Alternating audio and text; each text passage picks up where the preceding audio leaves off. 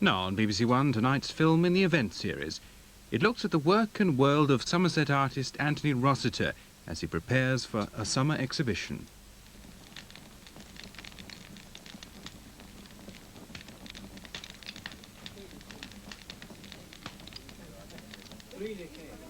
If you don't expose yourself, if you don't put out your work in galleries, they may be very small, humble galleries just starting, or they may be very considerable galleries like the Bruton.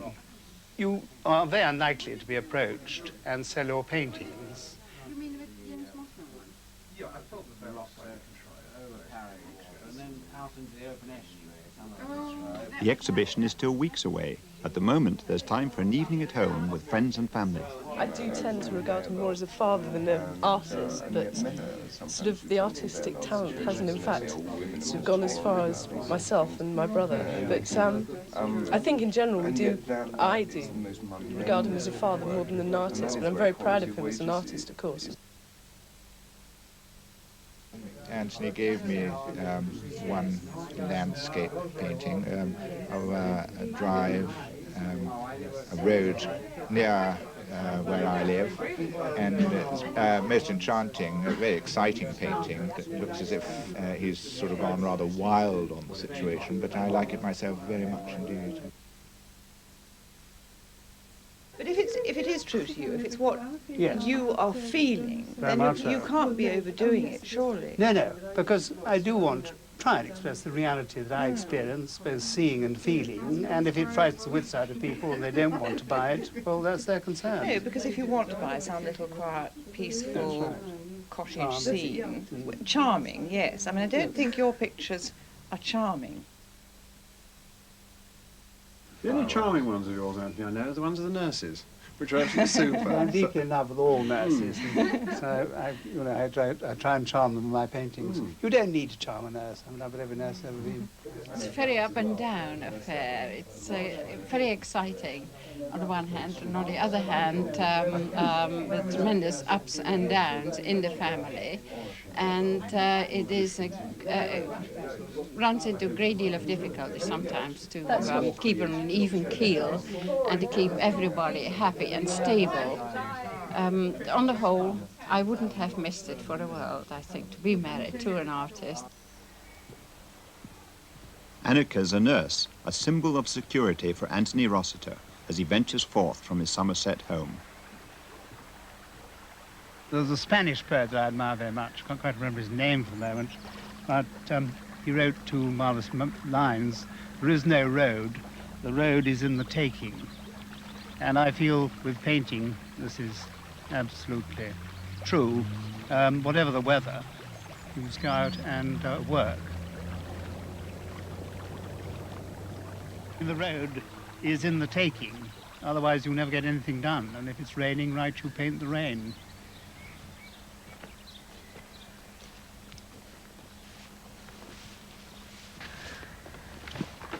I'm profoundly interested in gates and hedgerows, but I'm interested in all landscape which isn't essentially panoramic. I'm not interested in panoramic landscape.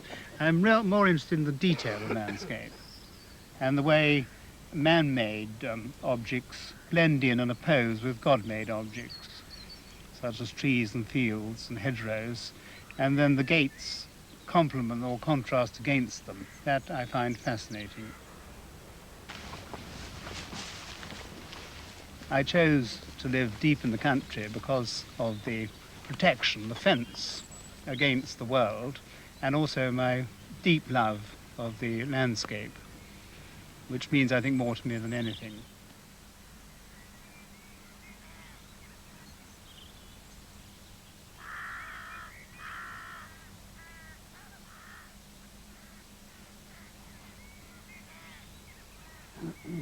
I'm not a snob about what medium I use. I use anything that's at hand. When I go out sketching in the summer, I use inks and pen because one needs to be rather organized. But in a wet day like this, I'd probably just bring out a few pencils and a rubber or a biro pen, because I'm just making my first notes, probably 5 or 10 of these, against a future painting to get the composition and get the shapes in the right order.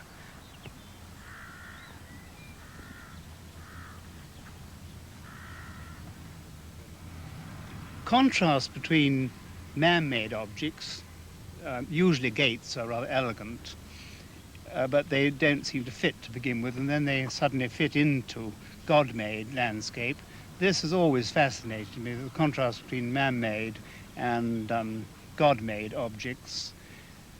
God-made objects, trees and grasses and hedgerows, are not organized. It takes the painter or the writer, particularly the painter, to organize them. But therefore one's mind is being the whole time teased and delighted by what one sees, but then it's up to one to intellectually and visually put them into the right order as a landscape painter. I feel a deep communion with the country. It's not the peaceful place that people write about in books. It obviously has more peace than most cities these days, but there's still a very great deal of drama that goes on in the country. And I think as an artist, one's very aware of this.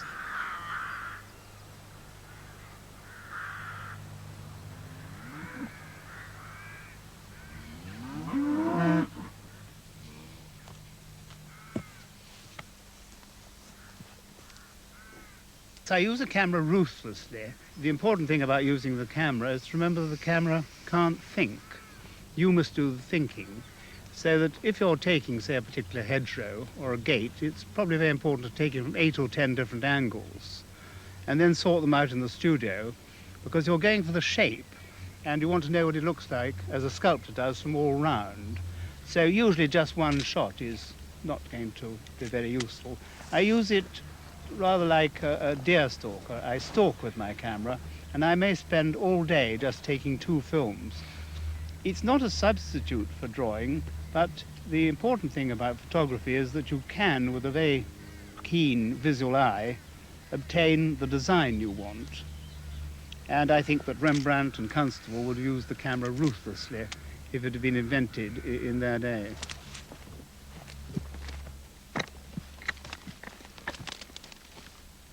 I love the walls for their duality. They're obviously there to hold sheep and animals in or protect a building, but I love the way they also decline.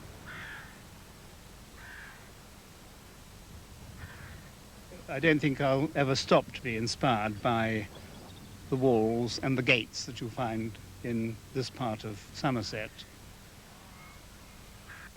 The next move when I come from outside is to assemble my sketches and my thoughts and any photographs I may have taken, and then I do what Wordsworth said. I give it a time of contemplation. Wordsworth put it rather better than that, but I contemplate, and I probably continue to make studies a little bit larger.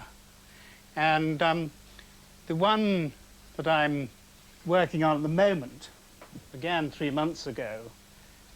I feel is beginning to work, the one on the easel, but I feel that tonally this isn't quite dark enough. I feel this is a little bit too even. I want to push this down in tone to give greater glamour to this. So with a dark pencil I shall work slowly over a few hours, darkening that, and I shall hush down the green there a little bit.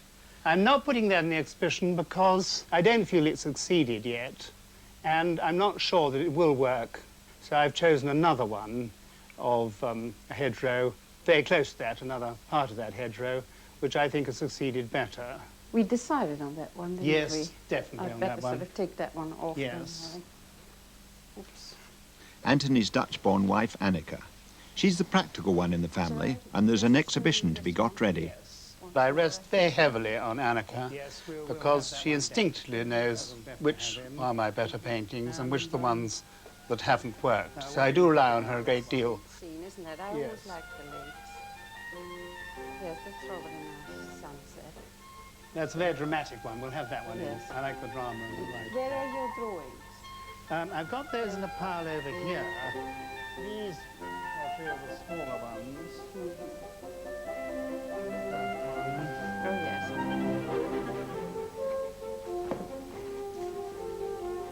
That one.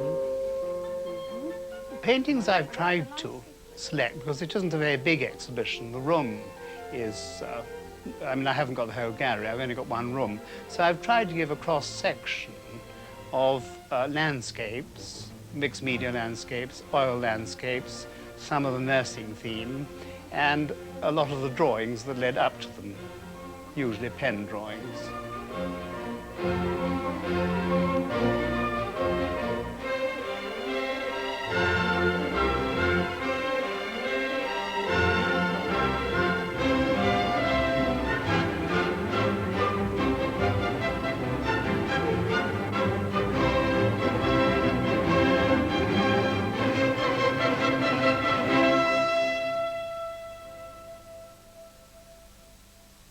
Another predominant subject that you paint is nurses. Why is this? Well, firstly, I've got a very wide experience of hospital. I've had many operations, and without the help and guidance of extraordinary amount of nurses, their care and their conscientiousness, and all the qualities, the best qualities one associates with nurses, I wouldn't be alive today. I've always found also their uniform, which is usually a dark, a blue and a white, or a green and a white, a marvellous contrast. And it's a uniform rather like the Brigade of Guards. And I feel that somebody like Rubens would have been very attracted by the nursing regalia, because you've got the sort of armour protecting the flesh underneath, which is very much what interested Rubens in many of his paintings. I find the nurse a deeply spiritual figure when you're in deep trouble in hospital, and also very sensual in the kind of, in the deep religious sense. Their uniform does, of course, come from religious orders, I think. And this kind of sanctity may sound a little sentimental, but it isn't if you've been very ill. And it's that I've tried to honour in my nurse paintings, their dignity, their incredible hard physical work, the filth they have to get involved with, and not the sentimental quality, which is usually the kind of image you get on sort of romantic nurse falls in love with doctor type. So I've tried to honour the spiritual image and the practical image of the very hard-working and patient and loving nurse.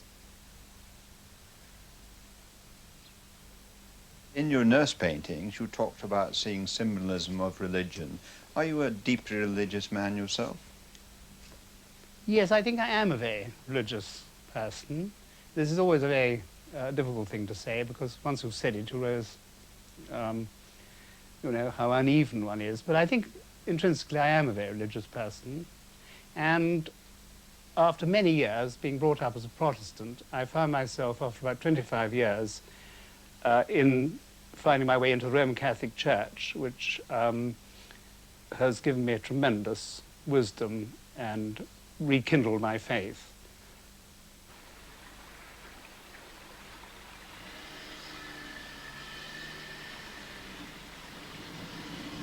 There's a rhythm in everything I see and do, and the connection between my desk, a pile of posts, is just as able to be drawn rhythmically and as a pile as a post in the hedgerow. I've done this fantastic journey from my home in Chewton Mendip to Bristol for 21 years, and it is a permanent source of utter delight, like a long and marvellous poem. Anthony is also a writer. His first two books, The Pendulum and The Golden Chain, were autobiographical, and he's now struggling with a third, The Communer. I suddenly realized that the whole of the time on these journeys I'd communed with nature very intensely, watched it and thought about it, and I felt that this could be an interesting form of descriptive writing, and so the book grew. I didn't want to use the word commuting, because I'm not a commuter. I go in to teach in Bristol, but I commune with the route so closely, and I know it intimately. I've had a great battle with the communer, but I've had the kind, very, very kind editorship of Ian Hamilton, who backed my first book, who used to edit Spectator. He says he thinks it's the best thing I've ever written, but it needs a lot of editing and a bit of adding to. It's got some very tragic parts in it. I play off the tragedy against the light humour. It's got some very funny parts, and it's got some very powerful descriptive sequences.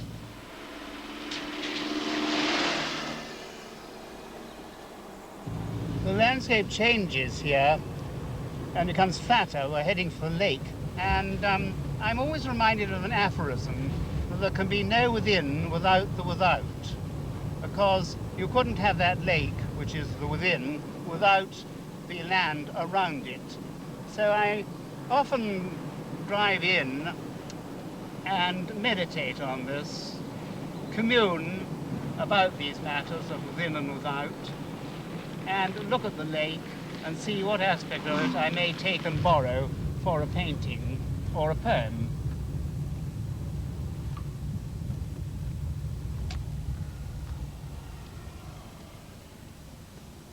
I find it important to come and stop at the right place. If the railings aren't quite right, I'll move on a bit. I rather like the railings with the wire as they are from there. It's already making some kind of composition. And if they weren't right, I'd move the car on or get out and look to see which helped frame up the composition.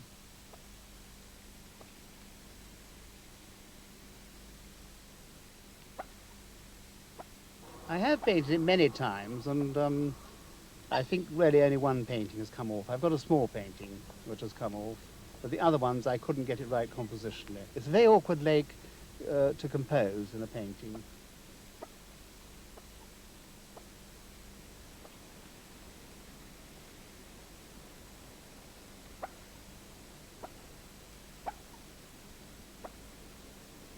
I did do a lot of fishing at one time, but I found, due to my leg trouble, that I couldn't go on trout fishing. There was too much standing. So this year I've decided to take up coarse fishing. I suppose my recreation is really having a bath. I adore having baths, and I adore riding.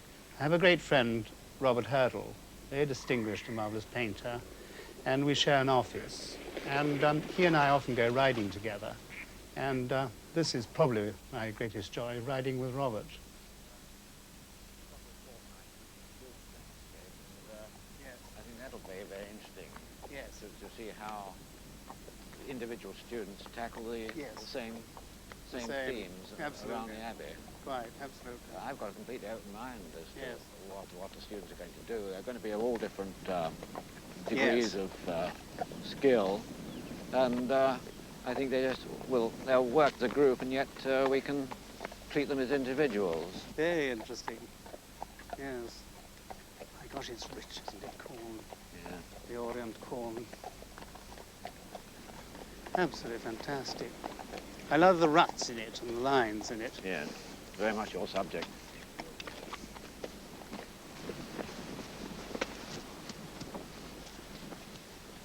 That was very good. Wasn't it? Yeah, I enjoyed that you very worked much. out very well. Here's Anne. Hello, Anne. Hello, Anne. It's a marvellous light, isn't it? Beautiful light. You're a beautiful horse you've got. Oh, I've seen him before. The world looks different from the back of a horse. No wonder the knights of old felt able to face any terror that life might throw at them. And there's marvellous puddles. For Anthony and his friend Robert Hurdle, both lecturers at the Bristol Polytechnic, it's a chance to compare notes on how to face the challenge of teaching art to others.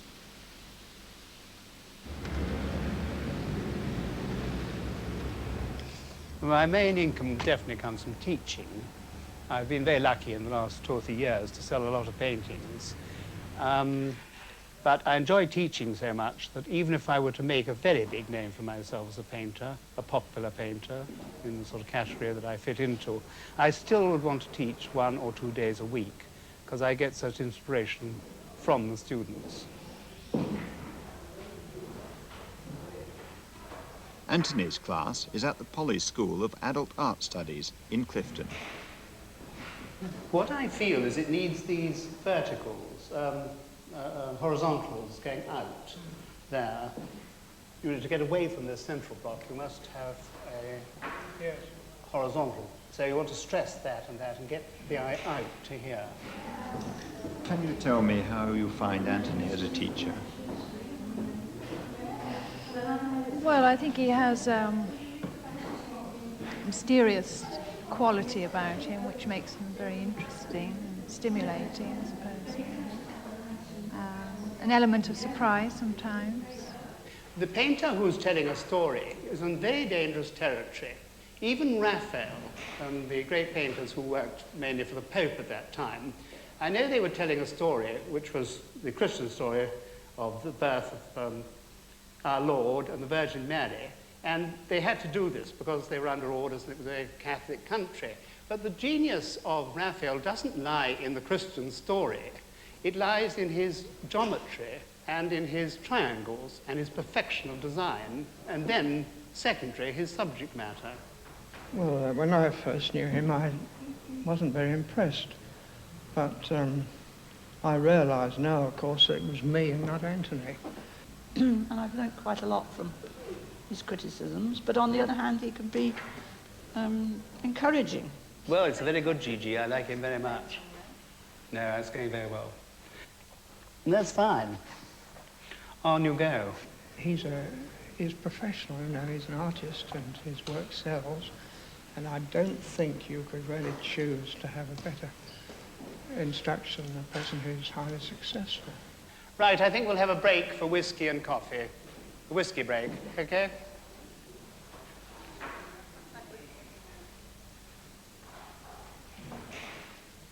Anthony, can you tell me something about this particular class and what's your philosophy towards teaching them?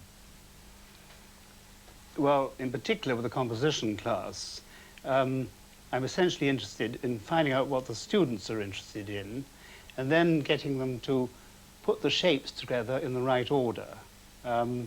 That's the main thing about composition.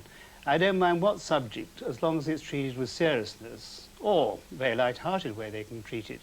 It must be treated with care to the actual putting the shapes together, whether it's a landscape or what's called a more abstract design.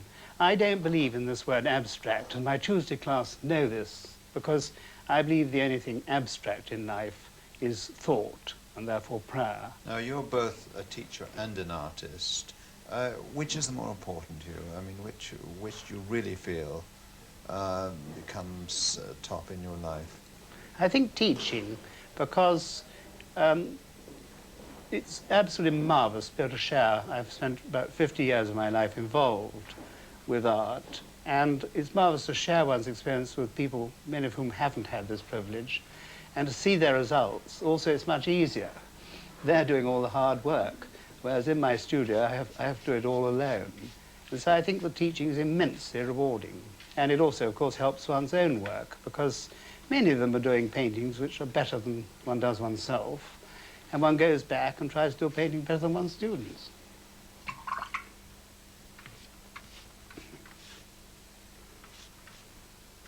Well, I use a very wide range of materials, from pencils to watercolor and mixed media. The mixed media is a combination between watercolor, gouache, ink, chalk, cigarette ash, boot polish, anything that I can make the right signs with for the particular canvas I'm attending to. With oil paint, I sometimes paint very thinly.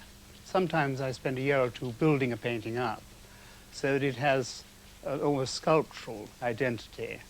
And this is very tricky indeed, technically.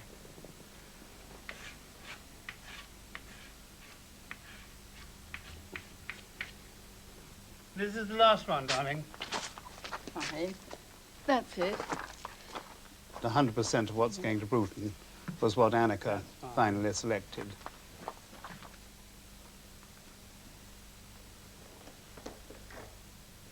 How's that? Dick, that's fine, Dick. That's the first blossom I did. It looks absolutely splendid there. Do you agree? Well, I like the way it really leaps off the wall right the way through the rest of the gallery for you. Yes, that's fine. Absolutely fine. If you go right the way back through, you'll find the door frames it. Do you think that gate one or the... Which one do you think? At the Bruton Gallery, the best laid plans have gone awry. The director, Michael the Marchant, has been delayed on a flight from America, and Anthony and Annika find themselves involved in the hanging. We haven't got more nurses. Yes, I've got... have. No, I haven't brought another nurse with me. No, that's fine. But I've got Would That would work there. but not both. Only No, one. it's either that one Mm-hmm. Or I've got the small one there. an oil landscape, a seascape. Would that one fit? Do nurses and sea go together? I don't know. No, it's too long. Too long. Too long. Spaces left. Yeah. I see. Yes, I might start with that and put Yes. those at that end. Rather Good than idea. The other way round, but let's see how they sit on the wall. We can always change them when they're up. Yeah. Yes. Shall I switch that over? No, let's put them on the wall and stand off them and have a look. Oh, yes, I think you're right, actually, about that water one. It looks so well. But suddenly, Michael the Merchant arrives. I wonder if we can do something about this one, Anthony. Sorry to barge in the middle of all this, but inevitably It doesn't new look eyes quite see right, new though, things. does it? It's not fitting well with that group, and yet we want to break up. Yes. We want to make this more contrast in this, but I think your gold frame is killing it rather. We'd probably better drop that to the other wall so that the eye doesn't catch it. Could you do that? And then Michael Marshall has tremendous experience in sculpture and painting, and so I have the greatest faith that he will select the ones that go best together. really what you try to do is to distill something of the essence of an artist's work. You can't represent it all, particularly in a mixed exhibition, so you inject different elements. In this case, the oils, to my mind, set off the gouache, but should be kept separate, and say we have them grouped in that corner. Similarly, though, one doesn't want to make it monotonous, and therefore a bright color should come between a somber one. Different moods, in other words, should set each other off rather than a rigid sort of grouping. With those two, I've got hooks in mind, luckily. So. All right, thank God for those rails. Well, I don't think that's bad. Let's put that one up now and take another look at it. June the 19th, 1981, the summer exhibition is on preview. And now Anthony Rossiter's latest work will soon be assessed by the wider world. Above all, I look for artists whose work says something, with due respect to people who are, if you like, prettier, but with less substance. You can go to Boots and buy nice reproduction for very little money. If you want a painting, you should have something, or a piece of sculpture, that says something, that means something to you. And I think Anthony's does that.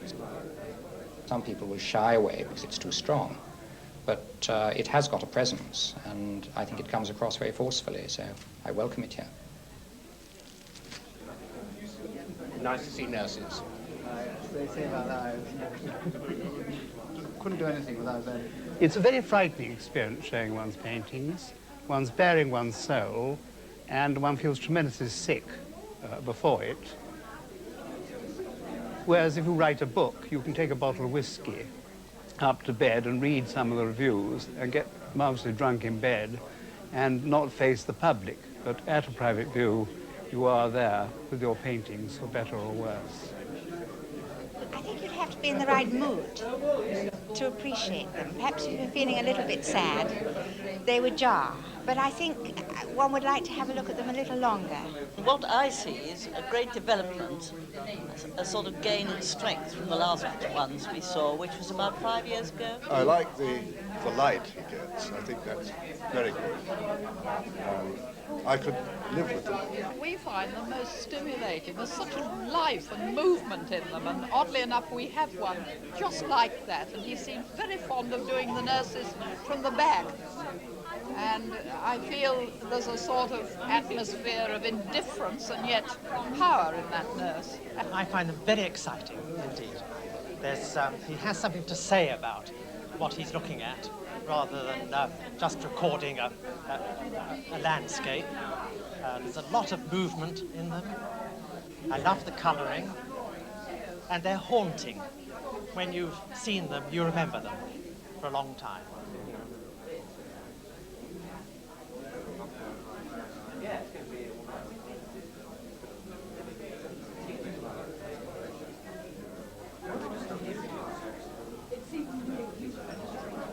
No, not clear.